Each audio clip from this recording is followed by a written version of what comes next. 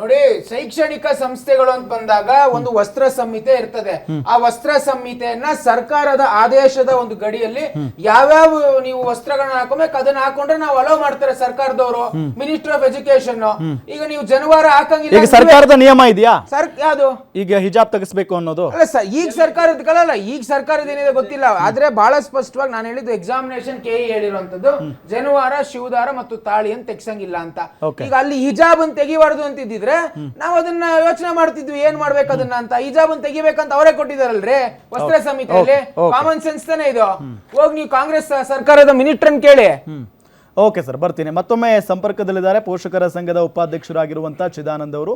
Sir, ಮತ್ತೊಮ್ಮೆ ಕಾರ್ಯಕ್ರಮಕ್ಕೆ ಸ್ವಾಗತ ನಿಮ್ಗೆ. ನಾನು ಆಗ್ಲೇ ಪ್ರಶ್ನೆ ಮಾಡ್ತಾ ಇದ್ದೆ, ಇಂಥ ಘಟನೆಗಳು ಪದೇ ಪದೇ ಆಗ್ತಾ ಇರೋದ್ರಿಂದ ಪೋಷಕರ ಮೇಲೂ ಒತ್ತಡ, ಒಂದ್ ಕಡೆ ಆತಂಕ, ಮತ್ತೊಂದ್ ಕಡೆ ವಿದ್ಯಾರ್ಥಿಗಳ ಭವಿಷ್ಯದ ಮೇಲೂ ಕೂಡ ಚಿಂತೆ. ಏನ್ ಹೇಳ್ತೀರಿ? ಇದು ಖಂಡಿತವಾಗ್ಲೂ ಇದು ಮೊದಲನೇ ಸರಿ ಆಗುವಂತ ಒಂದು ವಿಷಯ ಅಲ್ವೇ ಅಲ್ಲ. ಇದು ಬಹಳ ಸ್ಪಷ್ಟವಾಗಿ ಇದು ಯಾವ ರೀತಿ ವಸ್ತು ಸಂಹಿತೆ ಇರಬೇಕು ಅಂತ KE ಅವರೆಲ್ಲ ಮಾಡಿ ಕೊಟ್ಟಿದ್ದಾರೆ. ಜೊತೆಗೆ ಅದೇನ್ 745 ಸೆಂಟ್ ಇದ್ದಾರೆ, ಮತ್ತೆ ಆ ಸೆಂಟ್ರಿಗೆ ಯಾರು ಜವಾಬ್ದಾರಿ ತಗೊಂಡಿದ್ರು ಅವರು ಸಂಪೂರ್ಣವಾದ ಜವಾಬ್ದಾರಿ ತಗೊಂಡು ಫಸ್ಟ್ ಅವ್ರನ್ನ ಸಸ್ಪೆಂಡ್ ಮಾಡ್ಬೇಕು, ಯಾರೇ ಇರ್ಲಿ. ಆಮೇಲೆ ಇವರು ಸ್ವಲ್ಪ ನಮ್ಮ ಕಾಂಗ್ರೆಸ್ ಸರ್ಕಾರದ ದರ್ಶನ್ ಅವ್ರು ಬಹಳ ಚೆನ್ನಾಗಿ ಹೇಳ್ತಾ ಇದ್ರು, ಅವರು ಕ್ರಮ ತಗೊಂತೀವಿ ಮಾಡ್ತೀವಿ. ಸ್ವಾಮಿ ದರ್ಶನ್ ಅವರೇ, ಹೋಗಿ ನೋಡಿ ಯಾವ ರೀತಿ ಕ್ರಮ ತಗೊಂತಾರೆ ಅಂತ. ಇನ್ನು ಮತ್ತೆ ಮುಂದಿನ ಸತಿ ಗ್ಯಾರಂಟಿ ಟಿವಿ ಬಂದಾಗ ನಾನೇ ಕೇಳ್ತೀನಿ, ಯಾಕೆ ಇವತ್ತು FIR ಆಗಿಲ್ಲ? ಇವತ್ತದು ಯಾಕೆ FIR ಮಾಡಿಲ್ಲ?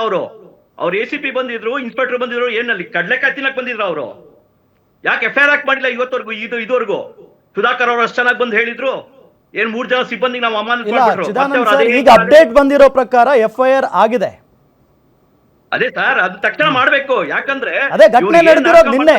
ಎಕ್ಸಾಕ್ಟ್ಲಿ ನೀವು ಕೇಳ್ತಾ ಇರೋ ಪ್ರಶ್ನೆ ಸರಿಯಾಗಿದೆ. ಘಟನೆ ನಡೆದಿರೋದು ನಿನ್ನೆ ಸರ್. ಖಂಡಿತವಾಗ್ಲು ಸರ್, ನೆನ್ನೆ ಅವ್ರೇನ್ ಕಡ್ಲೆಕಾಯಿ ತಿನ್ನಕ್ ಹೋಗಿದ್ದಾರೆ ACP ಅವರು, ತಕ್ಷಣ ಅಲ್ಲಿ ತಗೊಂಡು FIR ಮಾಡ್ಬೋದಿತ್ತಲ್ಲ. ಯಾಕೆ ಇವರು ಕಾಂಗ್ರೆಸ್ ಅವರು ಅವಾಗ ಸಪೋರ್ಟ್ ಮಾಡಿಲ್ಲ ಅವ್ರಿಗೆ? ಯಾಕೆ ಅದ್ರ ಮೇಲೆ ಒತ್ತಡ ಹಾಕಿಲ್ಲ? ಬೇರೆ ಎಲ್ಲ ಮಾಡಕ್ಕಾಗುತ್ತೆ ಇವ್ರಿಗೆ. ಈ ರೀತಿ ಬಂದಾಗ, ಒಂದು ಮಗುವಿನ ಭವಿಷ್ಯ ಬಂದಾಗ, ಮಕ್ಕಳ ಭವಿಷ್ಯ ಬಂದಾಗ ಹೋಗಿ ತಕ್ಷಣ ಅದೊಂದು FIR ಮಾಡುವಂತ ಒಂದು ಸಾಮಾನ್ಯ ಜ್ಞಾನ ಇಲ್ವಾ ಇವ್ರಿಗೆ ಯಾರಿಗೂ? ಹೇಳ್ತಾರೆ ನಾವು ಕ್ರಮ ಕೈಗೊಳ್ತೀವಿ, ಕಾನೂನು ಕೆಲಸ ಮಾಡುತ್ತೆ. ಎಷ್ಟು ಚೆನ್ನಾಗಿ ಕಾನೂನು ಕೆಲಸ ಮಾಡುತ್ತೆ ಈ ದೇಶದಲ್ಲಿ, ಎಷ್ಟು ಚೆನ್ನಾಗಿ ಈ ಖಾಸಗಿ ಶಾಲೆಯವರು ಎಷ್ಟು ಚೆನ್ನಾಗಿ ಕಾನೂನನ್ನ ಉಪಯೋಗಿಸ್ಕೊಂತಾ ಇದಾರೆ, ಆಗ ಅದೆಷ್ಟು ಚೆನ್ನಾಗಿ ದುರುಪಯೋಗ ಪಡ್ಕೊಂತಾ ಇದಾರೆ ಅಂತ ಜಗಜ್ಜಾಹಿರ ಆಗಿದೆ.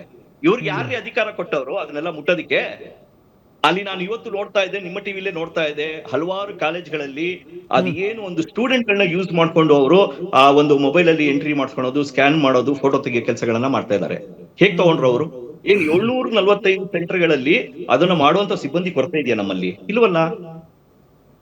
ಅಷ್ಟೊಂದು ಜನ ಕಾಲೇಜು ಸಿಬ್ಬಂದಿಗಳಿರ್ತಾರೆ, ಅಷ್ಟು ಜನ 745 ಜನ ನೋಡಲ್ ಆಫೀಸರ್ಸ್ ಇರ್ತಾರೆ.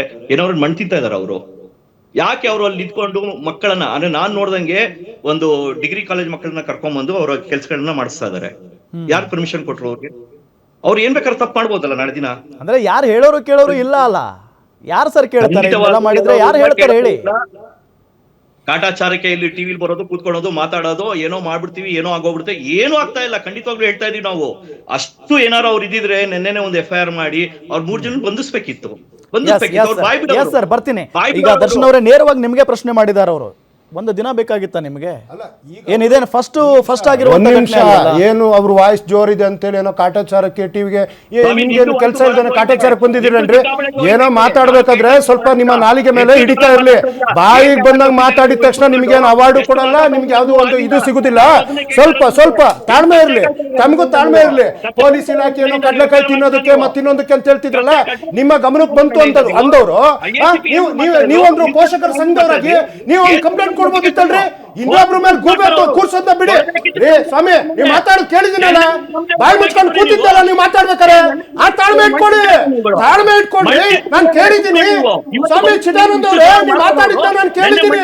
ಕೇಳಿದ್ಮೇಲೆ ರಿಯಾಕ್ಟ್ ಮಾಡ್ತಾ ಇದ್ದೀನಿ. ನಿಮಗೂ ಕೇಳಲ್ಲ, ನನಗೂ ಕೇಳಲ್ಲ. ದರ್ಶನ್ ಒಂದೇ ನಿಮಿಷ. ಚಿದಾನಂದ್ ಸರ್ ಒಂದೇ ನಿಮಿಷ, ಅವರಿಂದ ರಿಯಾಕ್ಷನ್ ತಗೊಳ್ಳೋಣ. ಯಾಕೆ ಒಂದು ದಿನ ಬೇಕಾಗಿತ್ತು ಸಮಯ FIR ಹಾಕೋದಕ್ಕೆ? ಸರ್ ನೋಡಿ, ನಾನು ಮಾಧ್ಯಮಗಳಿಗೆ ಬಹಳ ಗೌರವ ಕೊಟ್ಟೆ. ಯಾಕೆಂದ್ರೆ ಸರ್ ಒಂದ್ ನಿಮಿಷ ಸರ್, ಈ ಒಂದು ವಿಚಾರವನ್ನ ಇವತ್ತು ಇಡೀ ಸಮಾಜದ ಮುಂದೆ ತರೋ ಮೂಲಕ ಒಂದು ಕೃತ್ಯ ಆಗಿದೆ. ಕೃತ್ಯ ನಮ್ಮ ಗಮನಕ್ಕೆ ಬಂದ ತಕ್ಷಣ ಖಂಡಿತವಾಗ್ಲೂ FIR ಆಗ್ತದೆ ಅಂತ ಹೇಳಿದ್ದೆ, ನೀವೇ ಈಗ ಹೇಳಿದ್ರೆ FIR ಆಗಿದೆ ಅಂತೇಳಿ.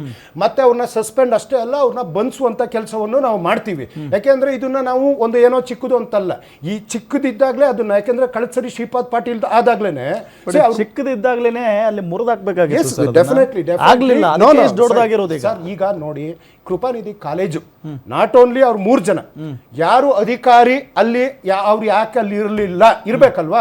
ಅವ್ರು ಹೇಳಿದ್ರು ಇವ್ರಿಗೆ ಟ್ರೈನಿಂಗ್ ಆಗಿದೆ ಸ್ವಾಮಿ, ಟ್ರೈನಿಂಗ್ ಕೊಟ್ಟಿದ್ದಾರೆ, ಅಧಿಕಾರಿಗಳು ಹೋಗಿದ್ದಾರೆ, ಎಲ್ಲದೂ ಆಗಿದೆ.